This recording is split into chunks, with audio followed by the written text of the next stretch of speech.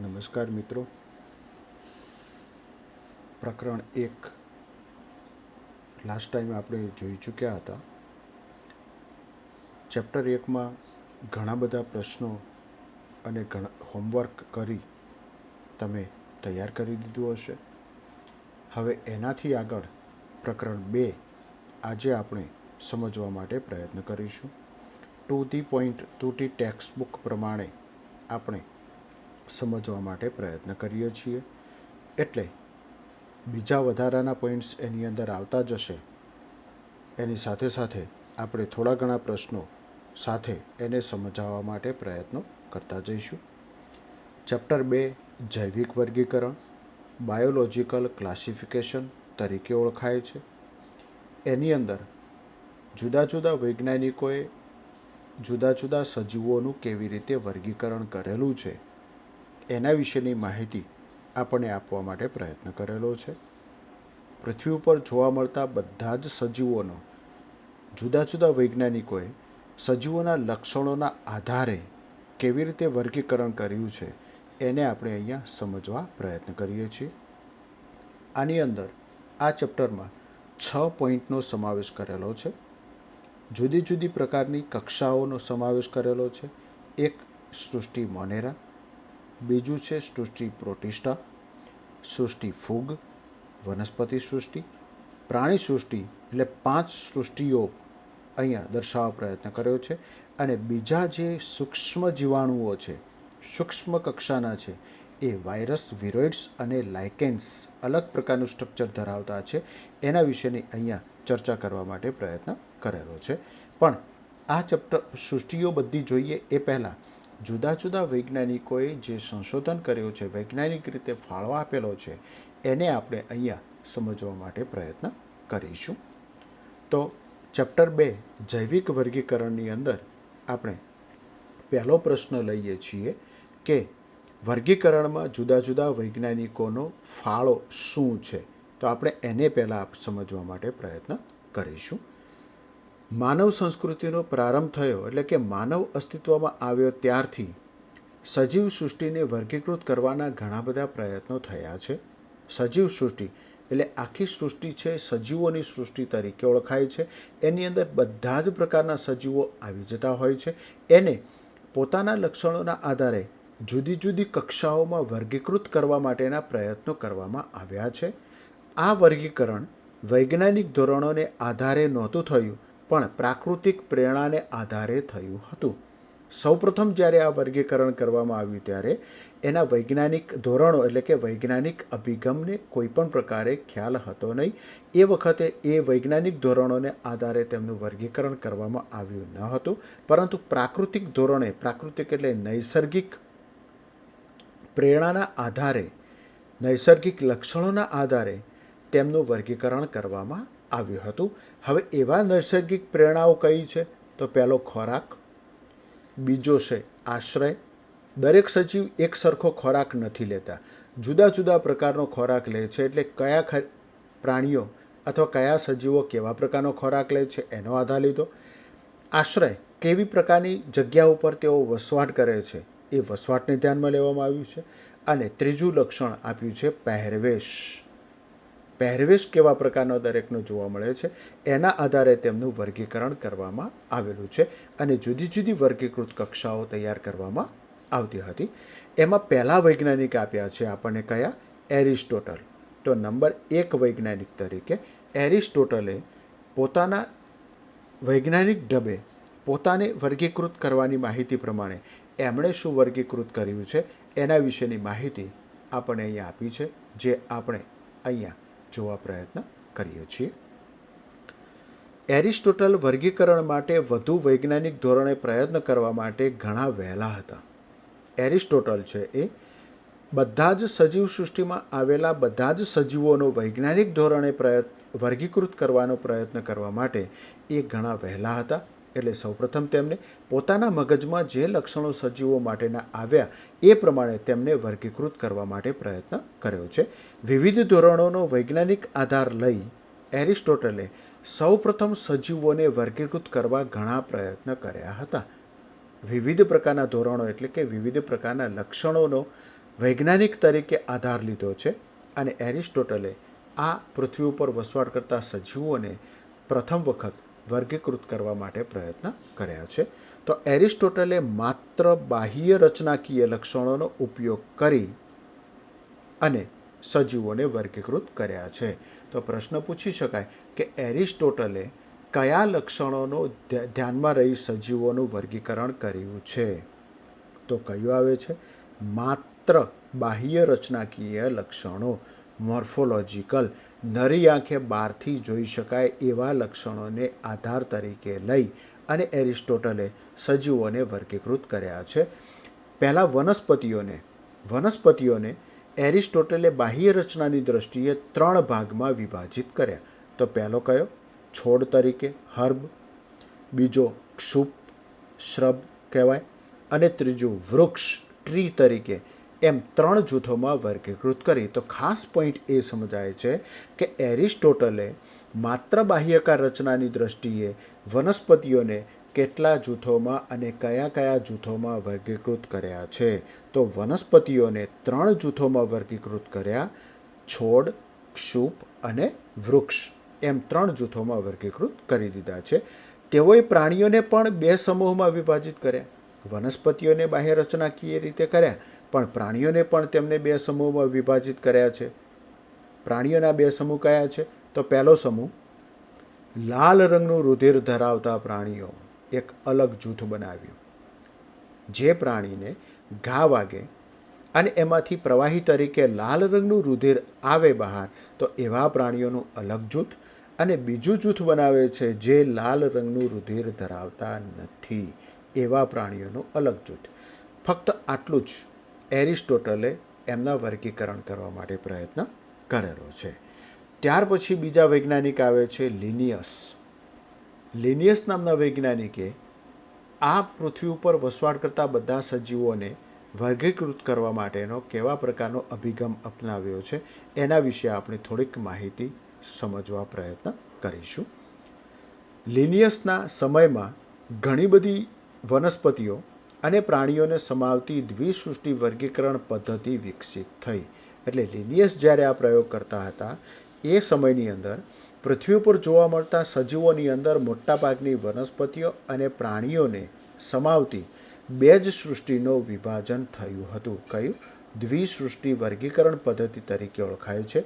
2 Kingdom classification system તરીકે વિકસિત થઈ હતી. હવે લિનિયસે વનસ્પતિ સૃષ્ટિ એક નવી સૃષ્ટિ અને બીજી સૃષ્ટિ છે પ્રાણી સૃષ્ટિ, એવા 2 ભાગમાં વિભાજિત કર્યા. આ દ્વિસૃષ્ટિને કઈ તરીકે? એક સૃષ્ટિ તરીકે વનસ્પતિ સૃષ્ટિ અને બીજી તરીકે પ્રાણી સૃષ્ટિનું વિભાજન થયું. આ પદ્ધતિનો હમણાં સુધી ઉપયોગ થતો ન હતો. લિનિયસે જે પદ્ધતિનો ઉપયોગ કર્યો, વર્ગીકરણ પદ્ધતિ કરી, એ હમણાં સુધી એ પદ્ધતિનો કોઈ પ્રકારે ઉપયોગ થતો ન હતો. પરંતુ આ પદ્ધતિએ આદિકોષકેન્દ્રીય અને સુકોષકેન્દ્રીય, એકકોષીય અને બહુકોષીય તથા પ્રકાશ સંશ્લેષી અને અપ્રકાશ સંશ્લેષી વગેરે જેવા સજીવો વચ્ચેનો ભેદ કરતી ન હતી. એટલે લિનિયસે જે વર્ગીકરણ પદ્ધતિ વનસ્પતિ સૃષ્ટિ અને પ્રાણી સૃષ્ટિએ આપી એનો ઉપયોગ હમણાં સુધી નહોતો થતો. પણ એ પદ્ધતિની અંદર કયા પ્રકારનો ભેદ જોવા મળતો હતો? તો ભેદ કરતી નહોતી, એટલે કે અલગ પાડતી નહોતી. એટલે આદિકોષકેન્દ્રીય અને સુકોષકેન્દ્રીય. આદિકોષકેન્દ્રીય એટલે કેવી? પ્રાથમિક પ્રકારનું કોષકેન્દ્ર ધરાવતી હોય તેવી વનસ્પતિઓ અને વિકસિત પ્રકારનું કોષકેન્દ્ર ધરાવતી હોય તેવી વનસ્પતિઓ બંને અલગ કરવી પડે. એ બંને અલગ લિનિયસે એ વખતે કરી નહોતી. પછી એકકોષીય એટલે કે પોતાનું સ્ટ્રક્ચર એક જ કોષમાં તૈયાર થઈ જાય અને બહુકોષમાં તૈયાર થતું હોય એવું કોઈ પણ પ્રકારનો ભેદ જોવા મળતો ન હતો. ત્રીજું, પ્રકાશ સંશ્લેષી એટલે કે પ્રકાશ મળે અને પ્રકાશ સંશ્લેષણ કરી ખોરાક બનાવી શકે એવી હરિત લીલ તરીકે જોવા મળતી વનસ્પતિઓ, પ્રાણીઓ.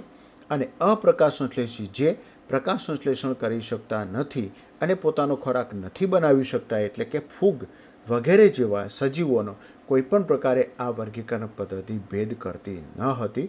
પણ એમને અભ્યાસ કરી લિનિયસે દ્વિસૃષ્ટિ વર્ગીકરણ પદ્ધતિ આપવા માટે પ્રયત્ન કર્યો છે. સજીવોનું વનસ્પતિઓ અને પ્રાણીઓમાં વર્ગીકરણ સહેલાઈથી કરાયું હતું. લિનિયસે દરેક સજીવોનું બે જ સૃષ્ટિમાં સરળતાથી વિભાજિત કરી દીધું. સમજવામાં સહેલું હતું, પરંતુ ઘણી સંખ્યામાં સજીવો જે તે કક્ષામાં સમાવેશિત થયા ન હતા, કારણ કે સજીવો એક જ કક્ષામાં અનેક પ્રકારના લક્ષણો ધરાવતા જોવા મળતા હતા. એટલે એક જ કક્ષાની અંદર પણ જે તે કક્ષામાં બધા સજીવો સમાવેશ થયેલા ન હતા. આથી દ્વિસૃષ્ટિ વર્ગીકરણ પદ્ધતિની લાંબા સમય માટેની ઉપયોગિતા અયોગ્ય ગણાઈ. એટલે બરાબર એનો અભ્યાસ કરવા માટે સજીવોના લક્ષણોને આધારે તેનો ન્યાય પૂરેપૂરો મળતો ન હતો. એટલે આ પદ્ધતિ પણ લાંબા સમય માટે ઉપયોગ કરવા માટે અયોગ્ય જણાય. એટલે એને પણ રદ કરવામાં આવી. સંપૂર્ણ બાહ્યાકાર અભ્યાસ અને સંપૂર્ણ બાહ્યાકાર અભ્યાસ ઉપરાંત બીજા લક્ષણો સાથે, જેવા કે કોષ રચના, સેલ સ્ટ્રક્ચર. હવે લિનિયસે જે દ્વિસૃષ્ટિ વર્ગીકરણ પદ્ધતિ અપનાવી હતી એ સંપૂર્ણ બાહ્યાકાર રચના આધારે કરી હતી, પણ એ સિવાય બીજા પણ લક્ષણો એની અંદર જોવા મળતા હતા. તેનો કોઈ પણ પ્રકારે ઉપયોગ કરાયો ન હતો. તો કોષ રચના, પછી કોષ દિવાલની પ્રકૃતિ, કોષ દિવાલ કેવા પ્રકારની જોવા મળે છે તેની રચના, દરેક સજીવનો પોષણનો પ્રકાર કેવા પ્રકારે છે, મોડ ટુ ન્યુટ્રિશન, નૈસર્ગિક નિવાસસ્થાનો, હેબિટાટ્સ, વનસ્પતિઓ અને પ્રાણીઓ કુદરતી રીતે કયા પ્રકારના નિવાસસ્થાનોમાં વસવાટ કરે છે તે, દરેક સજીવ પ્રજનનની પદ્ધતિઓ અલગ અલગ છે. આગળ આપણે પહેલા ચેપ્ટરમાં પ્રજનન પદ્ધતિઓ અમુક જોઈ ચૂક્યા છીએ. એ પદ્ધતિઓ મેથડ્સ ઓફ રિપ્રોડક્શન, ઉદ્વિકાસીય સંબંધો, ઇવોલ્યુશનરી રિલેશનશિપ. ઉદ્વિકાસ લક્ષણો પેઢી દર પેઢી બદલાતા જાય તો અમુક સમયે મૂળ પેઢી કરતાં અલગ લક્ષણો ધરાવતી સંતતિ ઉત્પન્ન થાય તો એને ઉદ્વિકાસીય સંબંધ અને ઉદ્વિકાસ પામેલા સજીવ તરીકે ગણવામાં આવતો હોય છે. એ વગેરેનો સમાવેશ કરવા માટે જરૂરિયાત અનુભવાઈ હતી. એટલે આ લક્ષણો દ્વિસૃષ્ટિની અંદર ધીમે ધીમે આગળ જતાં આ લક્ષણો સમાવેશ કરવા માટેની જરૂરિયાત ઊભી થઈ હતી. તો આપણે પ્રશ્ન તરીકે લઈ શકાય કે દ્વિસૃષ્ટિ વર્ગીકરણ પદ્ધતિમાં અભ્યાસ કરતાં કયા લક્ષણોનો સમાવેશ કરવાની જરૂરિયાત ઊભી થઈ, તો આપણે આ લક્ષણો લખી શકીએ છીએ. આથી સજીવો માટેની વર્ગીકરણ પદ્ધતિમાં સમયાંતરે કેટલાક ફેરફાર થતા ગયા. હવે સજીવો માટે વર્ગીકરણ પદ્ધતિની અંદર આવા જુદા જુદા વૈજ્ઞાનિકોના વર્ગીકરણો આવ્યા પછી પદ્ધતિમાં જુદા જુદા વૈજ્ઞાનિકોએ ફેરફાર કરી નવી નવી વર્ગીકરણ પદ્ધતિઓ આપતા ગયા. છતાં તેઓ વનસ્પતિ અને પ્રાણી સૃષ્ટિઓને વિવિધ વર્ગીકરણ પદ્ધતિમાં સ્થાયી બનાવી. એટલે એક પદ્ધતિ ચોક્કસ સ્થાયી બનાવી, બે સૃષ્ટિ તો બનાવી છે. એક વનસ્પતિ સૃષ્ટિ અને બીજી પ્રાણી સૃષ્ટિઓને જુદી જુદી વર્ગીકરણ પદ્ધતિની અંદર શું કર્યું છે, સ્થાયી બનાવી, સ્થિર કરી. પરંતુ કયા જૂથો, કયા સજીવો આ સૃષ્ટિઓમાં સમાવેશ કરી શકાય તેની સમજણ બદલાતી હતી. એટલે વનસ્પતિ સૃષ્ટિની અંદર કયા સજીવો અને કયા જૂથોનો સમાવેશ થઈ શકે એના લક્ષણોને આધારે તેના જૂથ બદલાતા ગયા અને વિવિધ પ્રકારના સજીવો પ્રાણી સૃષ્ટિમાં પણ બદલાતા ગયા છે. અને લક્ષણોના આધારે તેમની અનેક કક્ષાઓ તૈયાર કરવામાં આવેલી છે, જેને વર્ગીકરણ કક્ષાઓ તરીકે ઓળખી શકીએ છીએ. સમય જતાં જુદા જુદા વૈજ્ઞાનિકો દ્વારા સજીવો અને સમૂહોની બીજી સંખ્યા અને તેમની પ્રકૃતિના આધારે આ સૃષ્ટિમાં સમાવેશિત કરવામાં આવ્યો. તેમાં પણ સમયાંતરે ફેરફાર થયો છે. હવે જુદા જુદા વૈજ્ઞાનિકો દ્વારા પ્રયોગો કરવાથી અને વર્ગીકરણ પદ્ધતિઓ અપનાવવાથી સજીવો અને વિવિધ પ્રકારના સમૂહોની બીજી સંખ્યા તેમની પ્રકૃતિના આધારે મુખ્ય મૂળ સૃષ્ટિની અંદર તેમનો સમાવેશ કરવા માટે કરવામાં આવ્યો છે. એ પણ સમયાંતરે ફેરફાર કરવામાં આવેલો છે. હવે આગળ આ બધા ફેરફાર સાથે એક ત્રીજા વૈજ્ઞાનિક 3 નંબર R.H. વિટેકર નામના વૈજ્ઞાનિકે નવી વર્ગીકરણ પદ્ધતિ બનાવી અને બંને વૈજ્ઞાનિકોના લક્ષણોને પણ એમને સમાવેશિત કરી અલગ પ્રકારની એક વર્ગીકરણ પદ્ધતિ બનાવવા માટે પ્રયત્ન કર્યો છે. R.H. વિટેકર નામના વૈજ્ઞાનિક દ્વારા 5 સૃષ્ટિ વર્ગીકરણ પદ્ધતિ રજૂ કરવામાં આવી છે. 5 સૃષ્ટિ એટલે આગળ એરિસ્ટોટલે 2 સૃષ્ટિ બનાવી, એક વનસ્પતિ માટે અને પ્રાણી માટે પણ લિનિયસે બે સૃષ્ટિ બનાવી હતી, વનસ્પતિ સૃષ્ટિ અને પ્રાણી સૃષ્ટિ. એરિસ્ટોટલે વનસ્પતિઓના 3 જૂથ બનાવ્યા હતા અને પ્રાણીઓને 2 જૂથમાં વિભાજિત કર્યા હતા. લિનિયસે બે સૃષ્ટિ બનાવી, વનસ્પતિ સૃષ્ટિ અને પ્રાણી સૃષ્ટિ. એવી રીતે R.H. વિટેકર નામના વૈજ્ઞાનિકે 5 સૃષ્ટિ વર્ગીકરણ પદ્ધતિની રચના કરી છે. આ 5 સૃષ્ટિઓ કઈ હતી? તો પહેલી સૃષ્ટિ મોનેરા હતી, બીજી સૃષ્ટિ પ્રોટિસ્ટા, ત્રીજી સૃષ્ટિ ફૂગ, ચોથી વનસ્પતિ સૃષ્ટિ અને પાંચમી પ્રાણી સૃષ્ટિ જેવા નામાંકનથી તેમના દ્વારા વ્યાખ્યાયિત કરવામાં આવી છે. તો આગળના વૈજ્ઞાનિકોએ જે સૃષ્ટિઓ બનાવી છે એ વનસ્પતિ સૃષ્ટિ અને પ્રાણી સૃષ્ટિને પણ એમને પોતાનામાં સ્થાન આપી બીજી નવી મોનેરા, પ્રોટિસ્ટા અને ફૂગ જેવા લક્ષણો ધરાવતી 3 સૃષ્ટિ અલગ તરીકે વિભાજિત કરવા માટે પ્રયત્ન કર્યો છે. કેમ કર્યો છે એના લક્ષણો આપણને નીચે આપવા માટે પ્રયત્ન કર્યો છે. તેમના દ્વારા વર્ગીકરણ માટે ઉપયોગમાં લેવાના મુખ્ય માપદંડ કયા હતા? તો માપદંડ છે એક કોષ રચના, જે આગળ સમાવેશ નહોતો થયો એ વિટેકર નામના વૈજ્ઞાનિકે સમાવેશિત કર્યો. સુકાય આયોજન એટલે શરીર રચનાનું આયોજન કેવા પ્રકારે હતું તે. સજીવોની પોષણ પદ્ધતિ, પોષણ કેવી રીતે તેઓ મેળવતા હતા એ પ્રમાણે. પ્રજનન અને જાતિ વિકાસકીય સંબંધો, પ્રજનન કેવી રીતે કરે છે તે. અને જાતિ વિકાસકીય સંબંધો એટલે ફાઇટોજેનેટિક રિલેશનશીપનો સમાવેશ કરવામાં આવ્યો છે.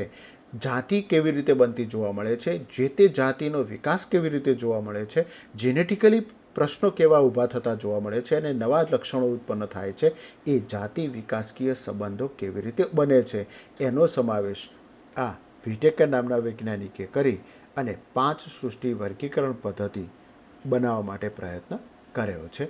તો આ 5 સૃષ્ટિ વર્ગીકરણ પદ્ધતિ આપણને એક કોષ્ટકની અંદર તેમના જુદા જુદા લક્ષણોના આધારે અહીંયા આપી દેવા માટે પ્રયત્ન કર્યો છે.